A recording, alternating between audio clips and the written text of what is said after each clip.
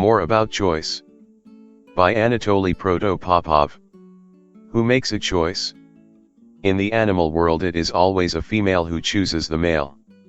If a male chooses, this will conflict with the fundamental principle of gender separation, a principle of females' irreplaceability.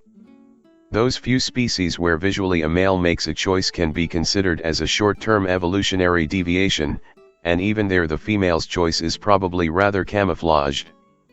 For example, a female can make no choice by herself, but instead she can provoke males to fight each other and then prefer a winner, or might become capricious and not prefer anyone at all. The main feature of the selection is that there are a few males on input but only one on output, and the mechanism of this selection significantly varies from species to species. It is obvious that exactly such reflected selection takes place among people. It is considered indecent and even impossible for a woman to make a choice directly without a preceding competition or even fight among men, even if in absentia or imaginary. Let us recall medieval knights. Afterwards it is very hard for her not to prefer a man who demonstrates the behavior of a winner. As we already clarified above, a woman, building her relationship with the men, instinctively pursues two, perhaps loosely connected, goals. From one side she wants to get as much as possible material benefits from the men, not only instinctively but consciously as well. From the other side she wants the one who would win her heart. In primeval times any kind of convergence of these goals in one male were possible only for very few females. The majority of others achieved those goals by promiscuity. The impossibility of being fully provided by one high-ranking male was compensated by the high number of low-ranking males. At the same time, given a chance, a high-ranking male was usually preferred for sexual service. However, with the growth of economic development of humanity, the necessary conditions for arranging permanent conjugal relationships in a form of monogamous or polygamous marriage. Hence, free changing of the partners after creating a union was prohibited either legally or traditionally. Naturally, the sexual relationships outside of the marital union as the rule were forbidden. Historically this happened at a very late time, and that's why it was not fixed in instincts. Feelings as usually continued existing in a primeval herd state. In these conditions, if potential spouses were given any freedom of choice, then the future wife was put into a very complicated and mostly contradictory situation. From one side she needs a husband, i.e. who is an assistant in family business and who is able to treat her as a human being, but from the other side, since copulating was allowed only with the husband, she wanted someone with whom it would be pleasant, someone she would feel for from the bottom of her heart. As a rule this is a high-ranking male. At the same time, again, if any freedom of choice was given, it was considered preferable and purposeful to make a choice based on a call of love, which was in full accordance with the instinct of sexual preference, and that's why there was no cause for any objections from those getting married. But by this, family values as a way of mutual upbringing of the children and other mutual support were actually supposed to be left out of consideration.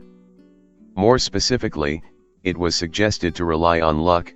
Though marriage was meant to be for life, the span of a lifetime was necessitated by economic reasons. Although divorce could be permitted but one way or another, it was condemned. Specifically, it was suggested to strive for love to the very end. Alas, we well know where it leads in reality. A bewildered mind confuses everything, making at last a random or a known non-optimal decision. Since now personal freedom and with it a freedom of choosing a partner is uplifted into a cult, nothing restrains instinctive calls. Naturally, all women wish to choose a high-ranking man, naively thinking that they can easily set a monopoly possession on him. Since in most of the countries a monogamous marriage is established and high-ranking men aren't enough for every woman, then a deceiving situation appears that it is the men who choose. The fact that not all men can choose goes almost unnoticed. Low-ranking men shamefully keep silence about their personal problems. Yes, having a big success with women, high-ranking men indeed have a possibility of a widespread choice and can realize their choice without burdening themselves with thoughts of a long-term relationship he has taken for his wife. This is said about them. A dominant man objectively does not need a marriage. Such a man can get whatever he wants from women. Without any problems he will find a woman, and not one, who will cook for him, wash his clothes, serve sexually, and will resignedly raise his children alone, despairingly dreaming about him as a husband. It is worse for women. The instinct of sexual preference requires choosing high-ranking men, but the reality of contemporary life requires creating a family. By my estimates, high-ranking men are about 10 to 20% of all men. Therefore all women desiring high-ranking dominance create the contest of 5 to 10 women per vacancy. The so desired men for monogamous families actually are not enough for all. This is the source of all groans about the lack of men. This is another example of visual selection.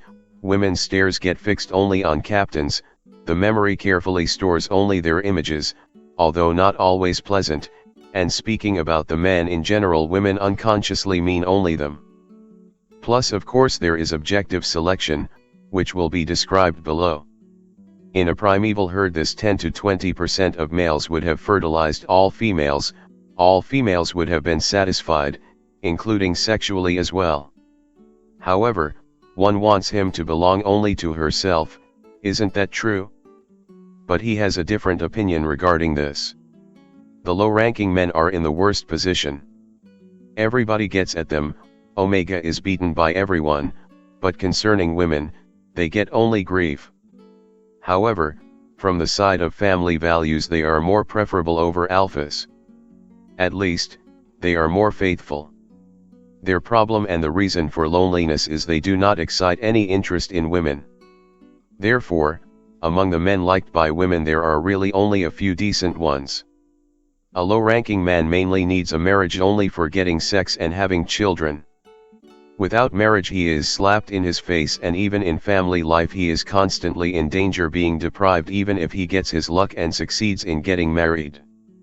But is it really a luck if such men do not get good wives? So a low-ranking man is sometimes allowed to have sex in exchange for doing other home chores, with which he copes better than high-ranking ones. Due to egocentrism and visual selection, women are biased to exaggerate men's inability to self-service as well as the burden of women's fate. Thus, cooking and washing are not the main motive for low-ranking men to get married.